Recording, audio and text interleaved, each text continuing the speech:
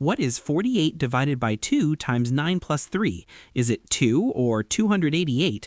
90% of people get this wrong, and it causes massive arguments online. Pause the video. What is your answer? If you got 2, here is why. You did the parentheses first, 9 plus 3 equals 12, then you saw the 2 right next to the 12, multiplied them to get 24, and did 48 divided by 24. Boom, the answer is 2. Sounds perfectly logical, right? But it's 100% wrong. Here is the golden rule of PEMDAS that everyone forgets. Multiplication and division have the exact same priority. You must solve them from left to right. Let's do it right. Parentheses first, 12. Now our equation is 48 divided by 2 times 12. Going strictly left to right, we hit the division first. 48 divided by 2 equals 24.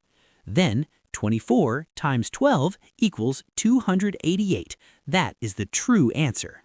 Math doesn't care about our feelings. Be honest. What was your first answer? Confess in the comments below and hit subscribe to StickMATH. See ya!